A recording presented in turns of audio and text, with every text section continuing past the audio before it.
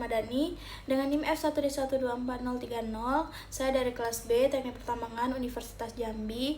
Di sini saya membuat video bertujuan untuk memenuhi tugas ujian akhir semester mata kuliah Agroindustri dan Green Technology.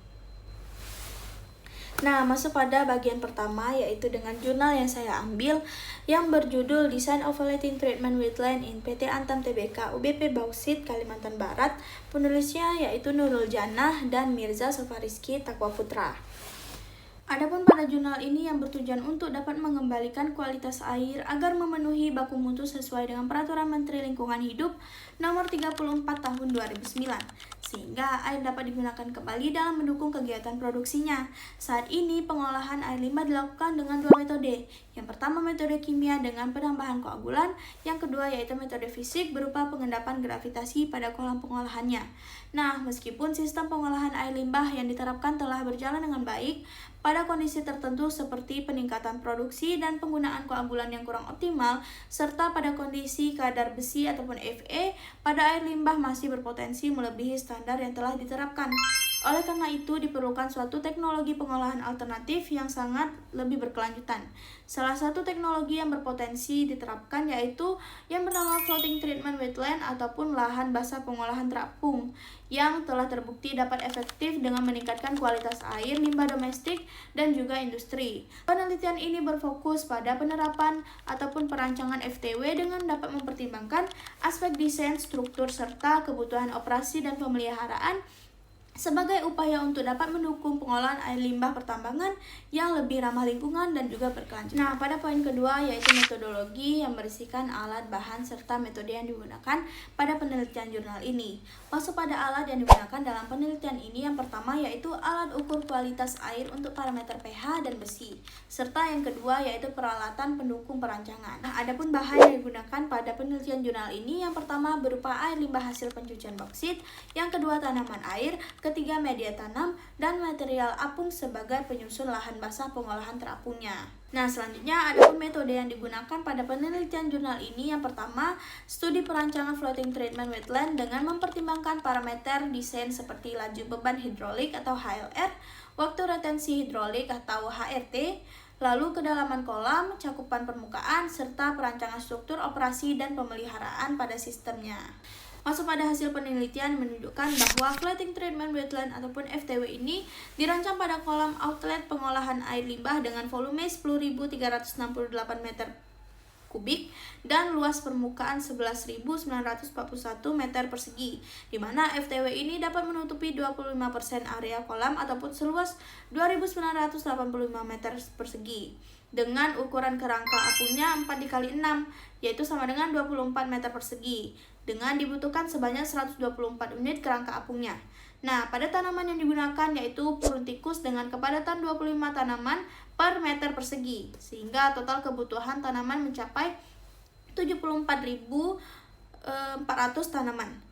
Purun tikus memiliki kemampuan menyerap logam berat, khususnya besi ataupun Fe, dengan efisiensi penyerapan sebesar 17,1 sampai 80,1%, di mana perhitungan daya apung menunjukkan daya apung sebesar 200 Newton lebih besar dari total berat sistem sebesar 188 Newton, sehingga pada struktur FTW dinyatakan stabil dan dapat mengampung.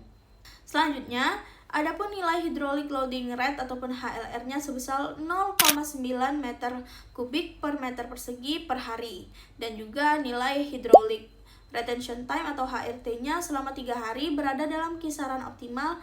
Dan juga untuk proses pengolahan air limbah, total biaya pembangunan yaitu 1 unit FTW sebesar 9.379.000, sehingga untuk total anggarannya yang dibutuhkan sebanyak 124 unit mencapai 1.162.996.000, yang menunjukkan bahwa adanya penerapan FTW ini layak secara teknis dan juga ekonomis. Selanjutnya pada jurnal kedua yang saya ambil yaitu dengan judul Penurunan BOD, COD, dan TSS pada limbah domestik menggunakan kombinasi floating wetland dilanjutkan dengan constructed wetland. Penulisnya yaitu Syafira Nurlita Hadi dan Pungut. Adapun tujuan ataupun latar belakang pada penelitian jurnal ini yaitu limbah cair yang dihasilkan biasanya memiliki nilai konsentrasi yang cukup tinggi, yaitu biochemical oxygen demand chemical oxygen demand, dan total suspense solid. Selain itu, timbulnya bau tidak sedap diakibatkan oleh adanya besaran bahan yang diurai oleh mikroorganisme menjadi suatu senyawa. Kandungan air limbah terdiri dari 99,7% air dan 0,3% bahan padat koloid dan terlarut. Lalu, salah satu solusi untuk menyelesaikan permasalahan pencemaran limbah domestik adalah floating wetland dan sistem lahan basah ataupun constructed wetland. Floating wetland menggunakan media tanam, media apung, dan tanaman emergen sebagai media untuk mengolah air limbah domestik dan menurunkan polutannya. Sedangkan untuk sistem constructed wetland menggunakan tumbuh-tumbuhan untuk menurunkan kadar polutan. Tumbuh-tumbuhan tersebut dapat menyerap polutan melalui akar-akarnya atau yang biasa disebut rizofiltrasi. Nah, konsep constructed wetland meliputi rizofiltrasi, fitoekstraksi, fitostabilisasi, fitodegradasi, fitovolatilisi, dan interaksi dengan mikroorganisme pengurai polutan. Selanjutnya pada poin kedua yaitu metodologi serta alat dan bahan yang digunakan, yaitu alatnya berupa reaktor floating wetland dan constructed wetland dengan reaktor yang terbuat dari kaca dan bak penampung yang terbuat dari drum plastik.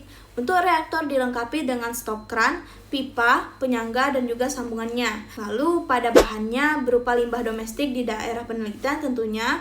Lalu pengambilan limbah ini tetap menggunakan jerigen dan sebelum dilakukan treatment terlebih dahulu dilakukan aklimatisasi. Selain itu, bahan yang diperlukan yaitu tanaman eceng gondok.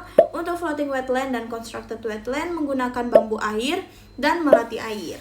Selanjutnya pada hasil, yaitu berdasarkan nilai BOD dan COD pada tabel berikut, dapat dilihat bahwa kandungan bahan organik yang cukup tinggi dan dapat melebihi baku mutu apabila dibuang ke perairan maka dapat mengganggu keberlangsungan ekosistem air tersebut. Untuk nilai BOD dan COD yang tinggi menyebabkan kandungan oksigen terlarut di perairan dapat menjadi menurun sehingga penguraian alami dalam air menjadi terhambat. Lalu untuk nilai TSS yang tinggi berasal dari bahan organik berupa padatan tersuspensi sehingga dapat menyebabkan kekeruhan di lingkungan perairan tersebut. Selanjutnya yaitu pada metode aklimatisasi, di mana tanda proses aklimatisasi dengan adanya timbulnya ataupun tumbuhan tunas baru serta perubahan yang terjadi pada daun, batang, dan akar.